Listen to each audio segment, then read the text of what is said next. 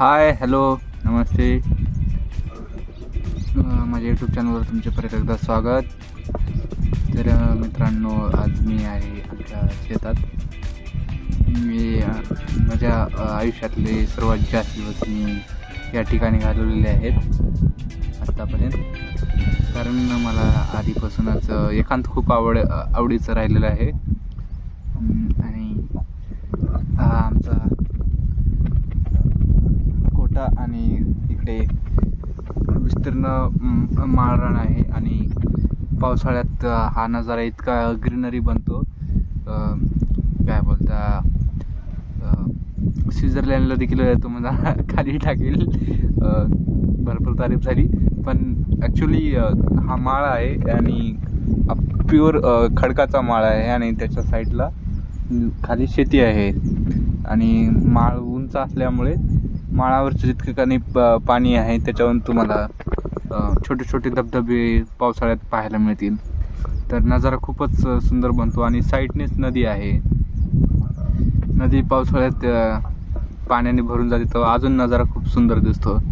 एका बाजूला माळ आणि जिकडे तिकडे हिरवळ आणि मधात नदी आणि त्याच्या पलीकडे शेत. तर माझा सगळ्यात आवडीचं ठिकाण राहिलेलं आहे. मी मोस्टली माझा टाईम मी शेतातच घालायचा. माझ्यासोबत एखादी पुस्तकं असायचे आणि आमची गाय आणि म्हैस, अख्खा आई वडील तिकडे शेतात काम करायचे आणि मी गाई म्हशी इकडे माळाने अख्ख्या माळाने चारत फिरायचं. आणि माळ खूप मोठा असल्यामुळे त्यांना राखायची पण जास्त गरज पडायची नाही. त्यांना सोडायचं चरायला, ते चरत राहायचे आणि आपण मस्त छान गवतावर झोपून पुस्तकं वाचत आनंदात राहायचं. आणि इकडे खूप मोठा शिवार आहे नदीच्या पलीकडे. तिकडे आंब्याची झाडं वगैरे भरपूर आहेत.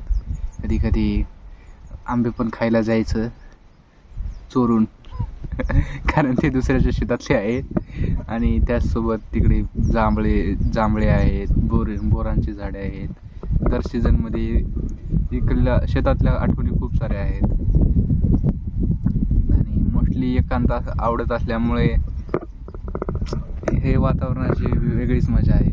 आणि स्पेशल थिंग सांगायची म्हणलं तर विस्तीर्ण माळ असल्यामुळे इकडे हरणे पण भरपूर आहेत. तुम्हाला कमीत कमी 150 हरणाचं कळप तरी बघायला मिळेल दरवेळेस. इकडे सध्या दिसत नाहीत कारण इकडे आता गवत वगैरे वाळलेलं आहे, दिसत असेल तुम्हाला माझ्या पाठीमागे. आणि हे आहे वडाचं झाड. माळ जरी असला तरी इथे खूप खोल खड्डा होता, त्याच्यामध्ये माती वगैरे टाकून हा वडाचा झाड आम्ही काहीतरी 10 वर्ष अगोदर लावलेला होता. जेव्हा 10 वर्ष नाही यार, मी तिसरीला काहीतरी होतं तेव्हा लावलेलं आहे. आता माझं ग्रॅज्युएशन झालं, तिसरी म्हणजे 10-15 वर्षाच्या जवळपास झालेलं आहे. तर याचा आता बुंदा वगैरे जास्त रुंजलेला आहे आणि चांगली सावली देत आहे सध्या हा.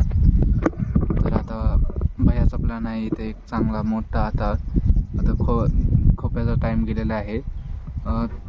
खोपा ठीक आहे पण थंडाव्यासाठी तर एक मॉडर्न शेड टाकायचा आहे ते.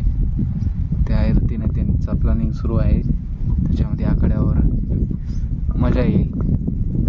जेव्हा केव्हा गावाकडे येईल तेव्हा आनंद येईल. जेव्हा वडील होते इकडे गावाकडे तेव्हा त्यांनी हे केलेलं आहे. पण जेव्हा माझा ग्रॅज्युएशनचा प्लॅन झाला तर सगळ्यांना तिकडे पुण्याकडे यावं लागलं, आई आणि वडिलांना. तर गेल्या लास्ट 4 वर्षापासून ते माझ्यासोबतच होते. फायनली ग्रॅज्युएशन झालेलं आहे. आता बिझनेस व्यवस्थित चालू झालेला आहे. तर इन फ्युचर जेव्हा आता घर पण काढलेलं आहे गावाकडे बांधायला, घर एकदा बांधणं झालं तर माझा प्लॅन इकडे भैयाबरा राहायचं, शेतात मस्त गावात राहायचं. आपलं काम कुठून पण चालू शकतं, जिथं इंटरनेट तिथं आपलं काम.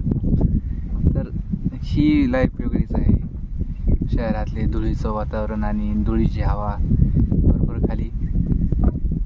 आणि माझं मूळ गावाकडे यायचा जास्त मूडच नाही झाला या 4 वर्षामध्ये. कारण फोकस दुसऱ्या गोष्टींमध्ये होते.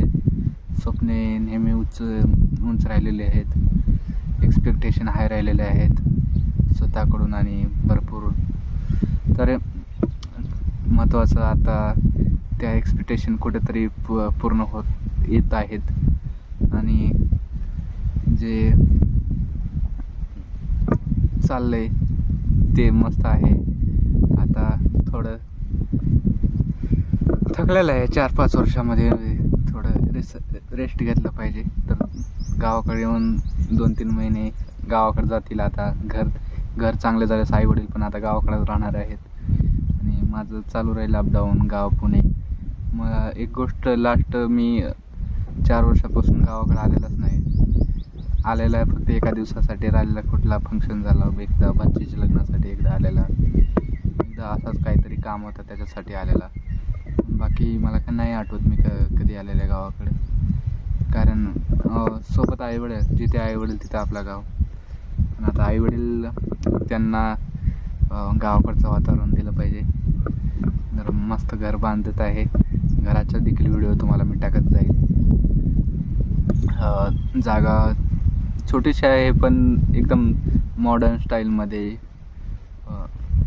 एकदम खतरनाक घराचा प्लॅन बनवलेला आहे. प्लॅन पण मी शेअर करेल तुम्हाला एका व्हिडिओमध्ये.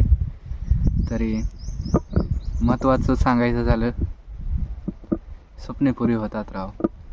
वेळ लागतो, मेहनत लागते, पण स्वप्ने पुरी होतात. देव तुम्हाला एखादी गोष्ट जर आता होत नसेल तर त्याची तयारी करायला किंवा तो तुमचा परीक्षा घेत असतो. पण दिवसे बदलतात आणि अजून तर खूप बदलायचे आहेत. ही तर सुरुवात झालेली आहे. तर जाऊ द्या, मोटिवेशन भरपूर झाला. तर मित्रांनो, ब्लॉग कसा वाटला नक्की सांगा. आणि जर तुम्ही पहिल्यांदा हा व्हिडिओ पाहत असाल तर माझ्या चॅनलला नक्की सबस्क्राईब करा, जसे की यूट्यूब चॅनल आणि व्हॉट्सअप चॅनलवर देखील हा व्हिडिओ मी टाकेल. तो बाय बाय, मिळू नेक्स्ट व्हिडिओमध्ये. टाटा.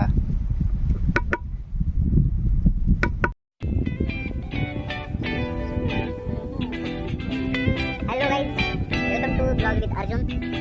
सध्या आम्ही